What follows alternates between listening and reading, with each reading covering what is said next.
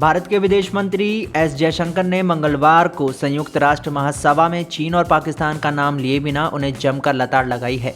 जयशंकर ने कोविड महामारी के दौरान विकासशील देशों में वैक्सीन की उपलब्धता को लेकर हुए भेदभाव को भी प्रमुखता से उठाया। साथ ही हाल ही में चल रहे भारत कनाडा विवाद पर भी इशारों में अपनी बात रखी।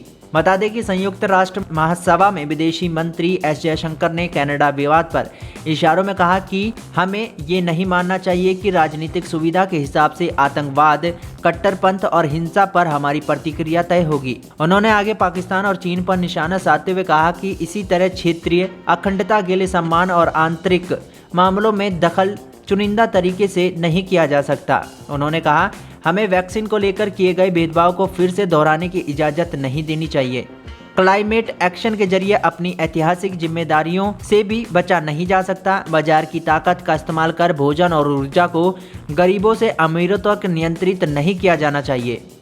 उन्होंने UNGA के सत्र में कहा कि वो दिन बीत गए जब कुछ राष्ट्र एजेंडे तय करते थे और उम्मीद करते थे कि दूसरे भी उसी बात को मान लेंगे। एस जयशंकर ने संयुक्त राष्ट्र महासभा के सत्र में कहा कि अब भी कुछ ऐसे देश हैं जो एजेंडे को आकार देते हैं और मानदंडों को परिभाषित करना चाहते हैं। यह निश्चित काल तक नहीं चल सकता। उन्होंने कहा कि जब हम अग्रणी शक्ति बनने की आशंका रखते हैं तो ये आत्म प्रशंसा के लिए नहीं बल्कि बड़ी जिम्मेदारी उठाने और अधिक योगदान करने के लिए होती है। विदेश मंत्री ने कहा कि गुटनिरपेक्ष के युग से निकलकर हम अपने विश्व मित्र की अवधारणा विकसित की है। उन्होंने कहा कि G20 में अफ्रीकी संघ को शामिल किए जाने से संयुक्त राष्ट्र को भी सुरक्षा परिषद को सम्मानजनक बनाने की प्रेरणा मिलनी चाहिए। उन्होंने कहा कि एक पृथ्वी, एक परिवार, एक भविष्य का भारत का दृष्टिकोण महज कुछ देशों के संकीर्ण हितों पर नहीं बल्कि कई राष्ट्रों की प्रमुख चिंताओं पर ध्यान केंद्रित करने का प्रयास करता है।